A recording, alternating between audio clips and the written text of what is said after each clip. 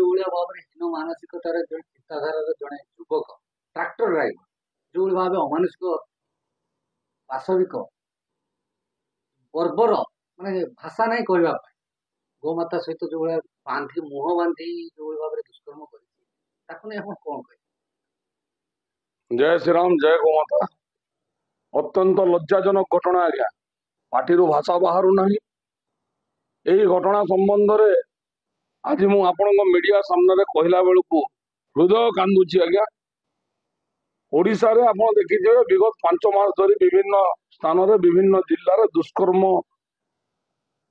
बढ़ी चली किंतु गतकाली घटना सबू घटना को पछरे पकई देछि आज्ञा निजर यौन पिपासु मेंटेवा गोटे ट्राक्टर ड्राइवर संबलपुर उपकंठर रोधुवा भालुपाली अंचल रोधुवा गोटे ट्राक्टर ड्राइवर सुनील नाग बोली जने दुर्वृत्त निजर यौन पिपासा मेंटेवा गोमाता दुष्कर्म करिछि। केवल दुष्कर्म नुह आज्ञा से गोमाता दुष्कर्म करने सहित गोमाता हत्या करिछि। जोर जबरदस्ती भाव आज्ञा गोमाता मुह को कपड़ा रे बांधी जनक घर गेट रे बांधी दुष्कर्म करने पर से गोमाता हत्या करिछि। एपरी घटना अत्यंत निंदनीय। ओडिशा भलिया शांतिप्रिय राज्य रे यही घटना अत्यंत दुर्भाग्यजनक बोली कहबी। सरकार या दृष्टांतमूलक पदक्षेप नेबार आवश्यकता रही। उदाहरण सृष्टि कला भली कार्यानुष्ठान ग्रहण करने मु सरकार को एवं पुलिस प्रशासन को निवेदन करुच्ची। गतकाली घटना घटवा पर मु संबलपुर थाना अधिकारी अईटापाली थाना अधिकारी सहित आलोचना करने सहित एसडीपीओ महोदय सहित आलोचना करी। पुलिस कस्टडी वर्तमान सुधा से दुर्वृत्त रही रिमांड नहीं पचरा उचरा चली किंतु कथा है संगीन अपराधी मामला दायर हवा दरकार रही। आसंता सोमवार दिन राष्ट्रीय हिंदू परिषद गोटे टीम संबलपुर गस्तर जाई थाना अधिकारी एसडीपीओ एवं डीआईजी महोदय को साक्षात कर यही घटना संबंध में आलोचना एवं यही अपराधी उपरे दृष्टांतमूलक पदक्षेप केमिति की पुलिस प्रशासन नहीं पारिबो को दफा लगा जाई पारिबो या फांसी दंड देवार आवश्यकता रही आज्ञा एवं एमिति पदक्षेप या ऊपर नेबार आवश्यकता रही।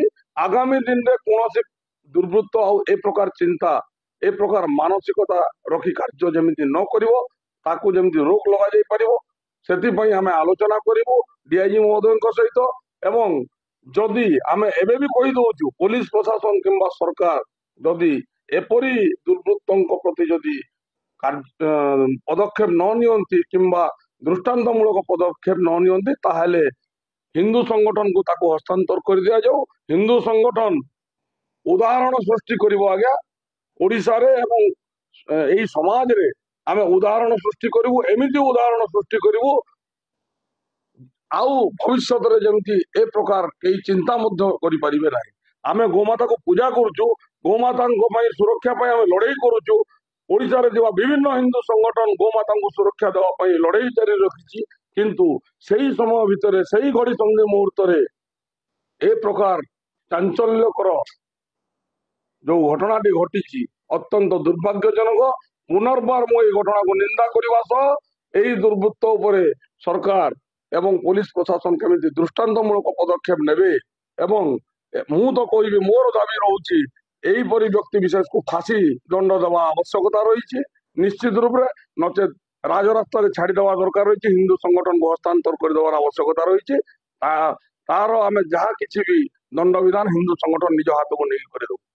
बढ़िया कथा कहले राजरास्ता तो राजरास्ता रे गो माता माने बोलुछ ताको पई तो दृष्टांत मूलक कार्यानुष्ठान शुणु विगत दिन रे सरकार गोमाता को सुरक्षा देवारे विफल रही। वर्तमान सरकार मध्य विफल रही।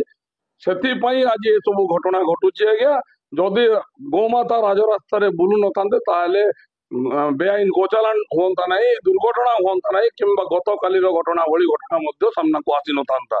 मु विगत दिन रे भी सरकार जो सरकार थिले तांको भी कहिछि आज सरकार वर्तमान सरकार को मध्य कहूछि गोमाता सुरक्षा पाई आश्रयस्थली एवं गौशाला निर्माण करिवार जरूरी रही आवश्यकता रही। अत्यंत जरूरी कालीन भाव ନିର୍ମାଣ କରି ଯଥାଶୀଘ୍ର ସାରା ଓଡ଼ିଶାରେ ବିଭିନ୍ନ ଜିଲ୍ଲାରେ ଗୋମାତା ମାନଙ୍କୁ ଆଶ୍ରୟସ୍ଥଳୀକୁ ସ୍ଥାନାନ୍ତରିତ କରିବାର ଆବଶ୍ୟକତା ରହିଛି। ନଚେତ୍ ଏହିପରି ଘଟଣା ବାରମ୍ବାର ଓଡ଼ିଶାରେ ଘଟିବ ଆଜ୍ଞା।